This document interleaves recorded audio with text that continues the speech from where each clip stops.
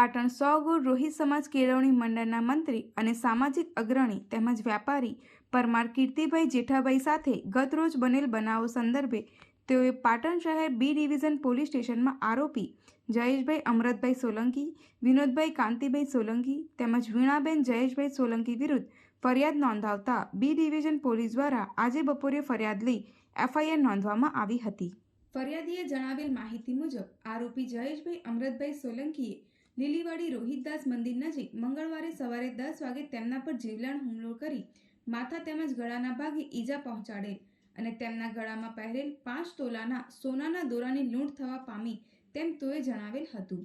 જે બાબતે ઈજા બાદ તેઓએ તાત્કાલિક ધારપુર હોસ્પિટલ ખાતે સારવાર લીધેલ અને પાટણ શહેર બી ડિવિઝન પોલીસ મથકે આરોપી વિરુદ્ધ ફરિયાદ નોંધાવવા આવેલ ત્યારે રાત્રે 3 વાગ્યા સુધી બી ડિવિઝન પોલીસ દ્વારા તેમની ફરિયાદ લેવામાં આવેલ નહીં અને સીસીટીવી ફૂટેજ ચેક કર્યા બાદ જ ફરિયાદ લેવાશે તેમ ફરિયાદીએ જણાવ્યું હતું। તેમજ ફરિયાદી કીર્તિભાઈ જે પરમારે જણાવેલ કે આખરે બુધવારે બપોરે ફરિયાદ લેવામાં આવેલ જેમાં તેમના દ્વારા જણાવવામાં આવેલ સંપૂર્ણ વિગતો લેવામાં ન આવતા ફરિયાદી દ્વારા પોલીસની કાર્યવાહી બાબતે નારાજગી વ્યક્ત કરાઈ હતી। જે મુજબ ફરિયાદી દ્વારા પોતાનો 5 તોલાની સોનાની ચેનની લૂંટ થઈ હોવાની ફરિયાદનો ઉલ્લેખ પોલીસ દ્વારા એફઆઈઆરમાં કરવામાં આવેલ નથી તેમ ફરિયાદીએ જણાવેલું હતું। તેઓએ જણાવેલ કે આરોપી દ્વારા અગાઉ પણ તેમની સાથે માથાકૂટ અને ઝઘડા કરેલ અને તેમને મારવાની કોશિશ કરવામાં આવી હતી અને આ આરોપી ચાણસ્મા શિક્ષણ વિભાગમાં કામ કરતો હોવાનું તથા માથાભારે વ્યક્તિ હોવાનું તેમજ ઘટના સમયે પણ કેફીન પદાર્થોનું સેવન કરેલી હાલતમાં હોવાનું જણાવવામાં આવ્યું હતું। જે અંગે યોગ્ય તપાસ થાય અને સરકારી કર્મચારી તરીકે આવું વર્તન ફરીવાર ન કરે તેમજ ફરિયાદીએ જણાવ્યા મુજબ પોતાની સોનાની ચેનનું લૂંટાયેલું એફઆઈઆરમાં નોંધ કરવામાં આવેલ નથી। જે અંગે પાટણ પોલીસ અધિક્ષક શ્રી વી કે નાઈ સાહેબને અરજદાર રૂબરૂ મળી રજૂઆત કરેલ પાટણ એસપીએ મૌખિક જણાવ્યું હતું કે હું સંપૂર્ણ તપાસ કરાવી અને આ લૂંટ થઈ હશે તો ગુનો દાખલ કરાવીશ તેની મુજબ પોતાની હકીકતમાં જણાવેલું હતું। હું કાલે સવારે ઘરેથી નીકળ્યો હતો અને વચ્ચે પોલીસની ગાડી પડેલી હતી તે હું ઊભો રહ્યો અને મારે અગાઉ થોડુંક સામાન્ય બબાલ થયેલી હતી એ બાબતનું ઝેર રાખી એ સોલંકી જયેશભાઈ અમરતભાઈ સોલંકી એ પોતે શિક્ષકમાં નોકરી કરે છે, તેની પત્ની પણ નોકરી કરે છે, તેનો ભાઈ વિનોદભાઈ સોલંકી એ પણ નોકરી કરે છે અને એને હું ત્યાંથી નીકળ્યો અને લીલીવાડી આવ્યો અને મારું બાઇક ઊભું રાખી અને મને એકદમ બાઇક ઉપરથી સીધો ફેટ મારી અને બાટલો ફોડામાં મારી અને હેઠો પાડી દીધેલો અને આવું કૃત્ય એ શિક્ષક હોવા છતાં આવું બહુ ખતરનાક કૃત્ય કરેલ છે કોઈ કારણ વગર કોઈ ગુના વગર કેમ મારા ઘર આગળ ઊભો રહ્યો એ એટલી બાબત પર મને ખૂબ એને મારેલો જેથી હું ફરિયાદ નોંધાવવા માટે કાલે અહીંયા સીધો આવેલો। આવ્યા પછી હું સારવાર માટે ધારપુર ગયેલો। ધારપુર પણ મેં અરજી આપેલી પણ એમને કીધેલું કે તમે સીધા બી ડિવિઝનમાં જાઓ તો હું બી ડિવિઝનમાં કાલે રાતનો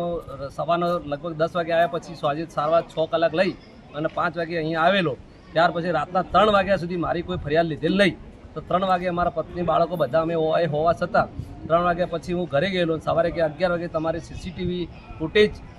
ચેક કરી અને પછી તમારો કે અમે એફઆઈઆર લઈશું એવું એસએસ પરમાર સાહેબે કહેલું બી ડિવિઝન પોલીસ સ્ટેશન જે અત્યારે હાલ પદમનાથ ચોકડીના પીએસઆઈ છે એમને હાવું કહી દીધેલું અને ત્યારબાદ પછી એમને અલગ અલગ પીએસઆઈઓને તપાસ આપેલી અને તેમ છતાં એમને કીધું મેં મારી જે હકીકત હતી સંપૂર્ણ હકીકત મેં મારી એફઆઈઆરમાં નોંધાવી છે તેમાં મેં ખાસ નોંધાવી છે કે મારો 5 તોલાના મેં ઉપર અને નીચે 2 દોરા પહેરું છું તો અંદરનો દોરો મારો 5 તોલાનો તૂટી ગયેલો છે અને તોડીને એ ભાઈ જયેશભાઈ લઈ ગયેલો છે અને એ મેં અંદર લખાયેલું છે છતાં પીએસઆઈએ એમને કીધું કે તમારું અંદર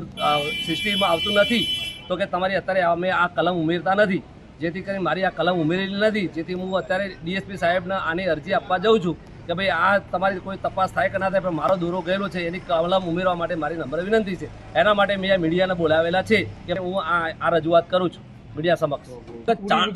એ ચાણસ્મા તાલુકા પંચાયતમાં કંઈક એને કંઈક શિક્ષણ વિભાગમાં કંઈક લીધેલો છે અને એ બહુ અધિકૃત એકદમ રાત્રે પીવાનું અને હવે નોકરી જવાનું એટલા માટે એનું માનસિક જે અસ્થિરતા છે ને એકદમ એક દારૂડિયો કરે ને એવી જ એની અસ્થિરતા છે। દારૂ પીધેલો જ હતો એનો દારૂની પર કલમ ઉમેરવા માટે મારી નમ્ર વિનંતી છે। પણ મેં ખાલી અમે સામાજિક માણસો બેઠેલા અને તેઓ ખાલી મેં ખાલી હું ઓગળી આમ કરતા એના હું ઓગળી જેલી અને કેમ મારા હું ઓગળી કરી એ બાબતે મારા ઉપર એને હુમલો કરેલો અને તે સમયે અમે કોઈ પણ ફરિયાદ કરેલ નથી, સમાધાન કરેલું અને એની દાજ રાખી અને આજે મને એકાએક બાઇક ઉપર ઊભો રાખી અને એને મારા પર હુમલો કરેલો, જેથી કે મારી જાન જાય એવી તકલીફ હતી. મને છરી વડે આ એ ગળાની ભાગે પણ મને છરી મારેલી છે એની. મુખ્ય કારણ એ જ કે મારા ઘર આગળ આગળની જે અમારા